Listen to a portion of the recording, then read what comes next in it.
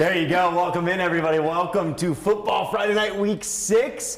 First one of October, a little chill in the air. Jeff Dubroff, Shannon Earhart. It's that time of year where it's nice being outside watching a little football, right, Shannon? Big game of the week, it is. And I got to shout out those kids. They were super excited. Those were Newton students. They were hyped up, wanted to run right into the camera. Let's get to our game of the week. Pella Newton. Pella hosted the Newton Birds, Cardinals. Colin Current will be the quarterback for Pella. He's been phenomenal all season long. He scrambles this one down really close to the goal line. Can't quite get there. He got the reach. Good effort there. The very next play, Current will make it so. I love no problem there. Helmets. Right. I love their helmets. No problem there. A little bit of a tush push. Pella up 7-0 early in the first quarter. Pella leads 13-0 in the first still.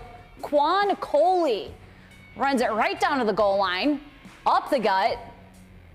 He will score this one 13-7. Pella still led. Current to one of his favorite receivers, Tyson Barnes.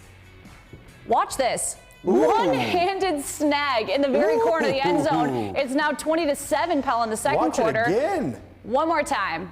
Grade A nomination. OBJ looking. Barnes, my goodness. He told me that he wants to play in college. That highlight will get you there.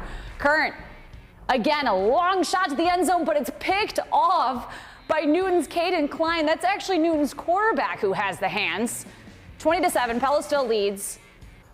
Current to Barnes. That is his third touchdown of the night. He could not be stopped. That duo was fantastic. Pella holds on to win it, 35-28, the final score for our game of the week. Oh, I have so much confidence. I know when it's a 50-50 ball, it's not really a 50-50 ball with him. He makes it easy for me. It was great. I've been hoping for a breakout game like that all year. We've been having such success, but to finally put it all together, it's been awesome.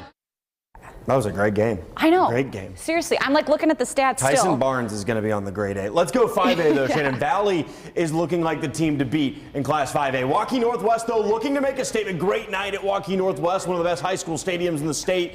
Valley would strike first, knocking on the door. Drake DeGroot looking right. Who else? Zay Robinson, future Iowa State Cyclone. Woo-hoo.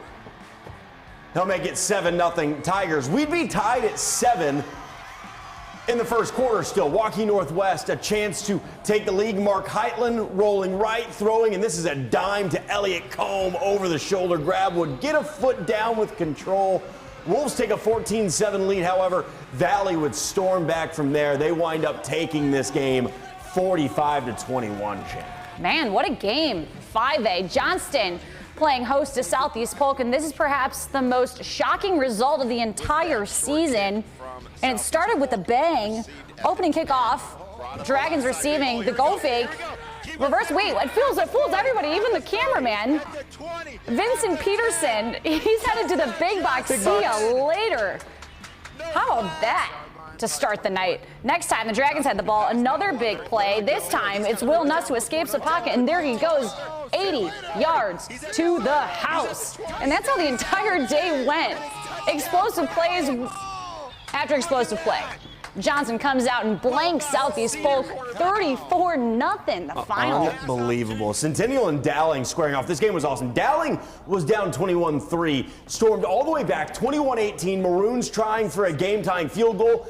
Marty Blount splits the uprights. We're headed to overtime at 21. We didn't get one overtime. We didn't get two overtimes. We got 3. And Dowling on their first play of triple overtime, Joey Nahas to Sam Drexler wide open. It's 41-35 because Dowling's extra point attempt was blocked. So Centennial needs a touchdown and they'd certainly win it, but Dowling's defense holds serve in the last play of the game. Fade route denied. Beautifully covered. Dowling wins an instant classic. 41-35 is your final. Triple overtime. Wow. Ankeny, they're trying to get to 500 for the first time this season, taking on Cedar Rapids Prairie. They will get on the board first, an empty backfield, and they're going to let loose. That was Luke Anderson letting it fly. The play action got Evan Ermiler deep in the end zone. A quick strike gets Ankeny on top. This set the tone for the night. Third quarter, 21-9. Prairie driving, and the defense gets some points. Prairie quarterback Wyatt Eash looking right, and this is read beautifully by Lamarius Clark. Ankeny ends up taking it 35-16, the final score.